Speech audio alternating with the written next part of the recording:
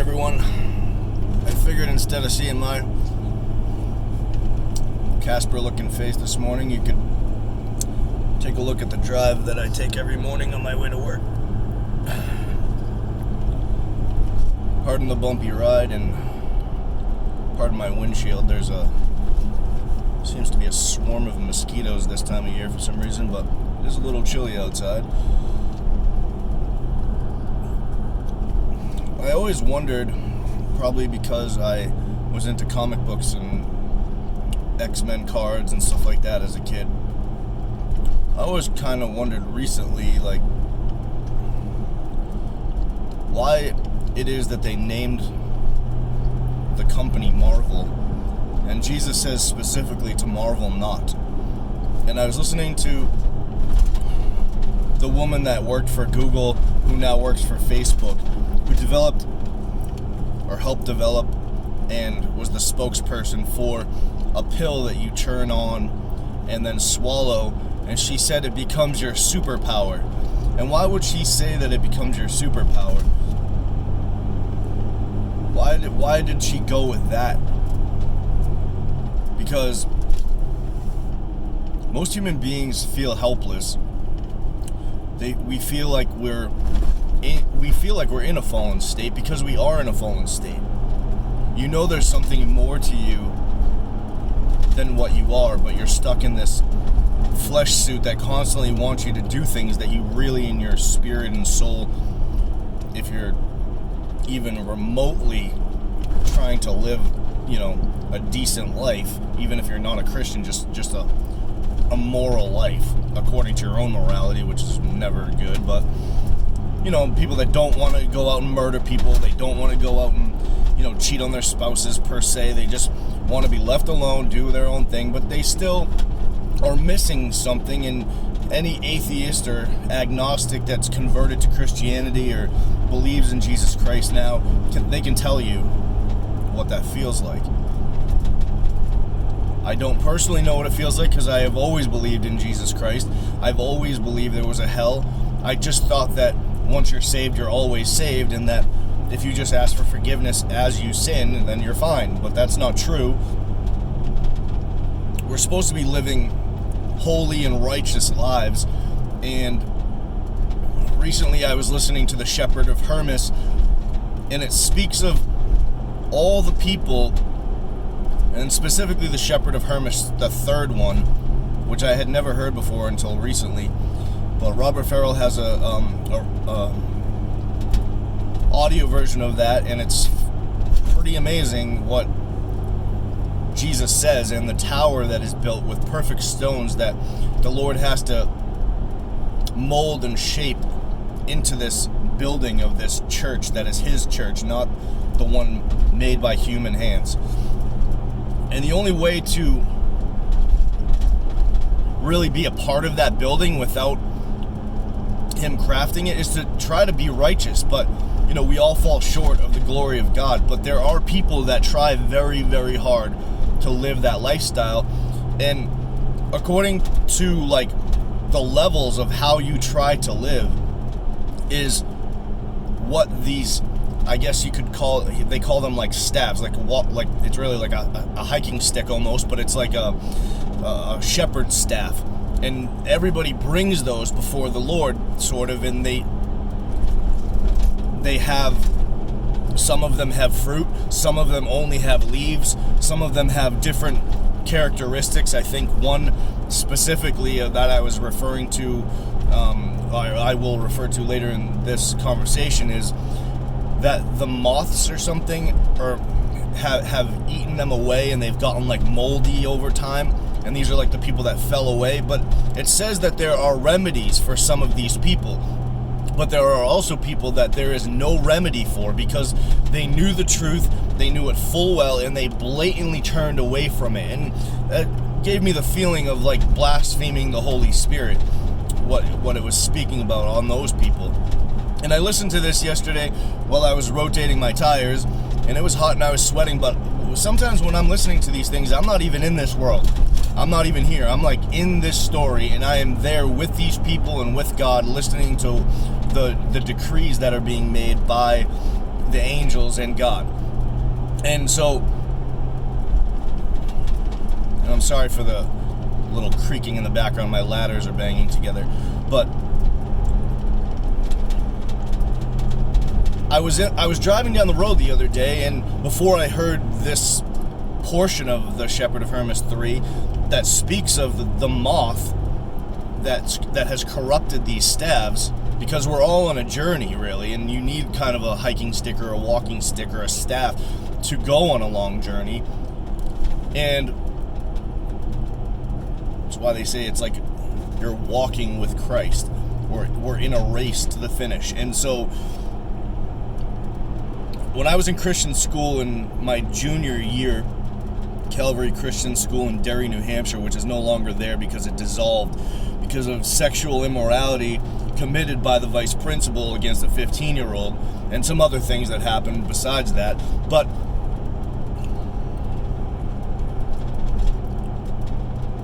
in my economics class, my professor, who was also a pervert and would stare down girls' shirts all the time, he made us memorize Matthew 6:19 through 21, which is something I say quite often on this channel, is do not store up your treasures on earth, where moth and rust corrupt, and thieves break through and steal. Rather, store up your treasures in heaven, where moth and rust do not corrupt, and thieves do not break through and steal. Now think about what we've learned with Robert on the channel when speaking about the keys of the kingdom in Genesis. And the Lord specifically told me to think of the connections between this, and I had never done it before. I don't know why. I just did not make the connections because I myself still see things in the earthly, but I also can see them in the heavenly. But Robert Farrell, sometimes you talk to him and he simply can't even see the earthly when you talk to him. It's almost like he only sees the heavenly. I know he can see the earthly. I'm just saying when he speaks, it's almost always on the heavenly level. So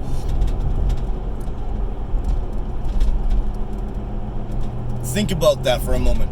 Do not store up your treasures in the earthly understanding, where which a moth creates holes in things. And Robert specifically speaks about the need for man to create theological, like man-made explanations for how we are to understand the Bible, because they reject the Apocrypha, the Pseudepigrapha, and the books mentioned in 2nd Ezra chapter 48, verse 44 through 48. I think, actually, no, it's 46. I think, no, sorry. It's chapter 44, I think, verse 44 through 48. Anyways, it's like one of the last verses of chapter 14 in 2nd Ezra, which is in the Apocrypha, which is one of the 14 books that were removed from the King James Bible that was written in 1611. So if you have a chance to look that up, definitely look it up, because it mentions in there that the concept of the 24, which is the current canon, is meant to only be given to the wise and the unwise alike, but the books that are reserved for just the wise are like 72 or something like that, or 70 books. So there's way more books given to the wise than there are to the unwise. And you can see why God would do that for very good reason. Because man has already destroyed and corrupted the meanings of the books that we have. And imagine what they would do to the documents that they were not given. Nothing was given to them. So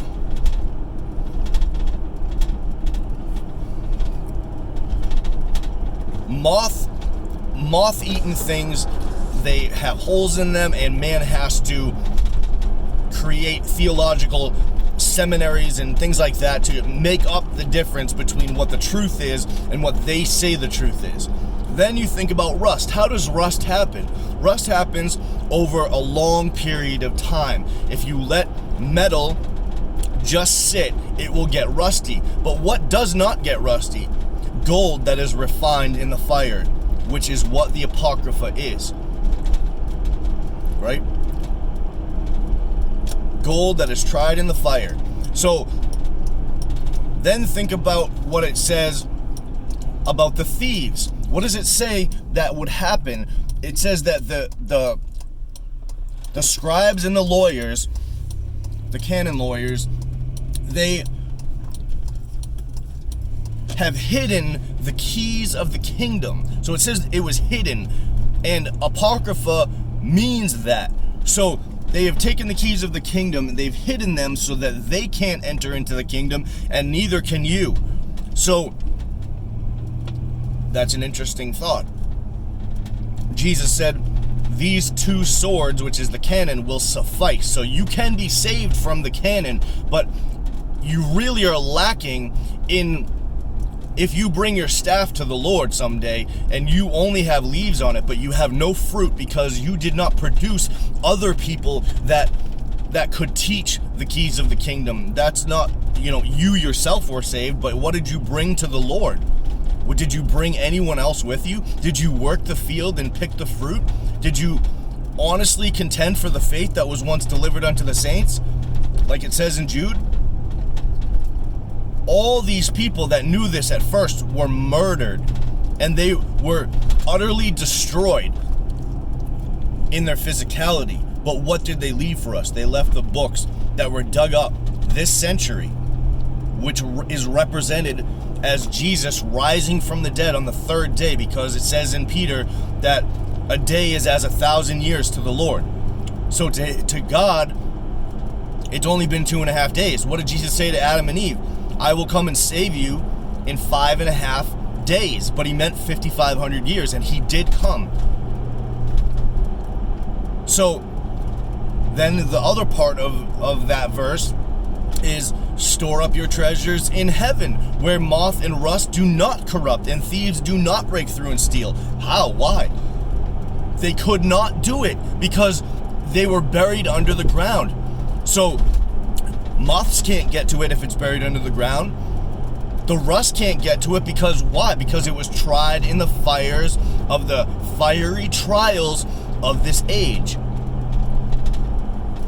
Well, let me tilt the camera so you can see the river over there. It's pretty. Well, it was pretty. So, the other thing is that the thieves, they could not break through and steal because they were buried under the ground. And even if they were not, they have discredited these books and counted them as worthless. But God's foolishness is greater than man's wisdom. So the things that man counts as foolish, those things are greater than the theological things that men have filled in the gaps in our understanding.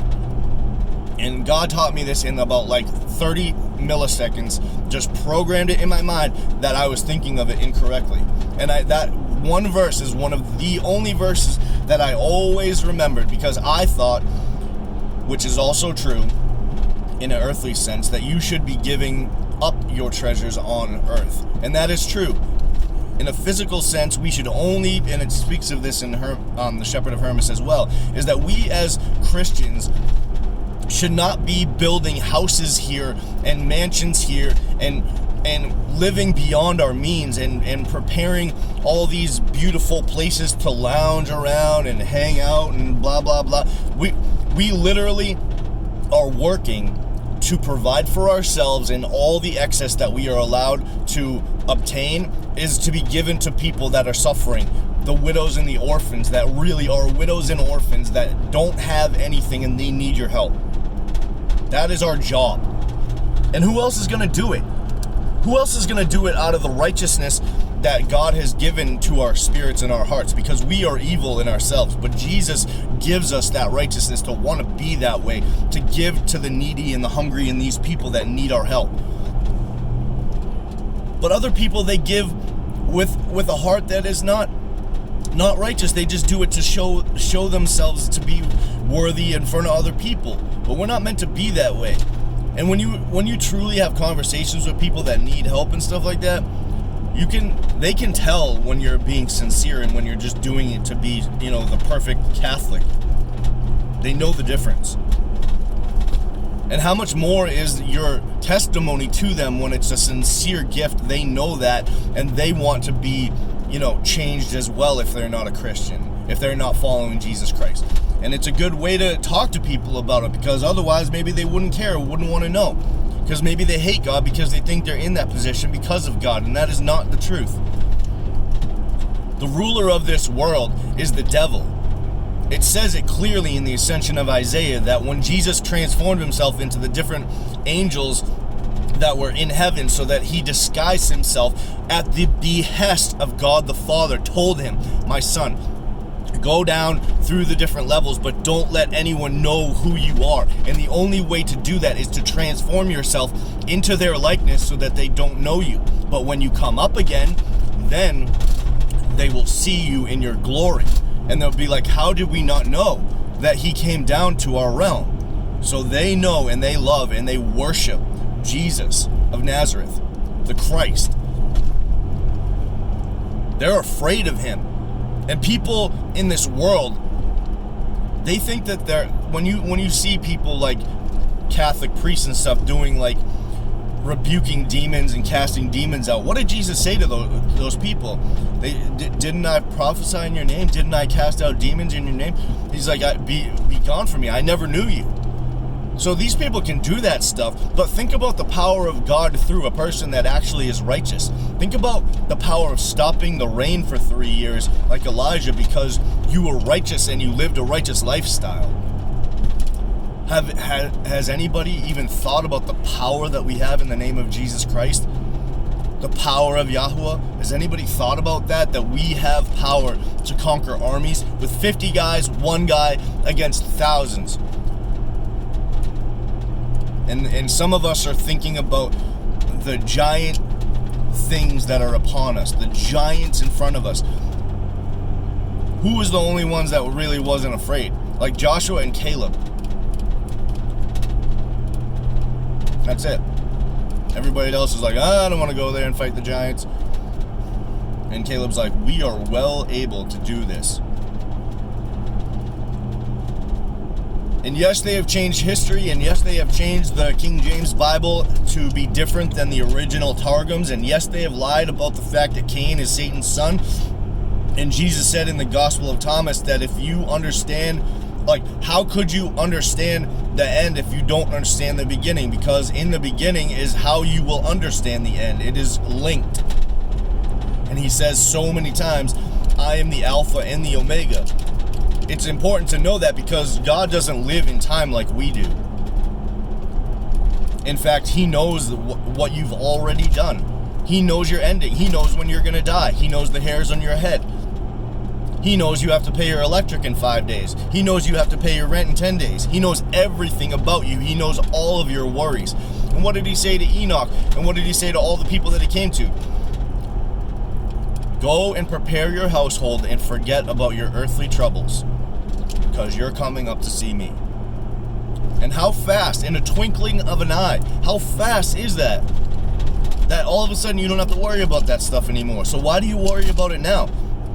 How many times did you worry about the bills all your life? How many times did you worry about that stuff? And did it change it? Did it ever change it? No. And it never will. Worrying does zero. The only thing that you should do is fear the Lord, and that's it. Because that's the only person that you're going to have to talk to someday. You're not going to have to talk to, some lawyer. You're not going to have to talk to some judge. We have to do certain things to keep our lives going, obviously, in a certain manner, but you should never worry about those things. We should be storing up our treasures in heaven, and that is to understand the mysteries of God, and you will take those things with you.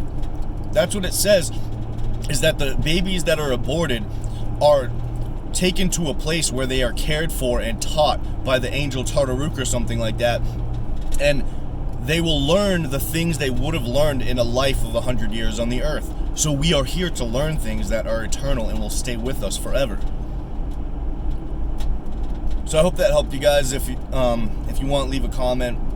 I haven't been on, a lot of people know, but some don't. I haven't been on because I got my first strike for talking about certain things that the government wants you to do and I don't want to. So God bless you all, and I will be doing a live show as soon as possible. I've got a lot of different texts to share that I've learned a lot of things from, similar to this, but not just this. Some things that you couldn't even fathom unless you've read it in some of Zen's books, and just some amazing stuff. So thank you to all my friends that, especially the ones that sent me a really nice letter recently. I really appreciate it.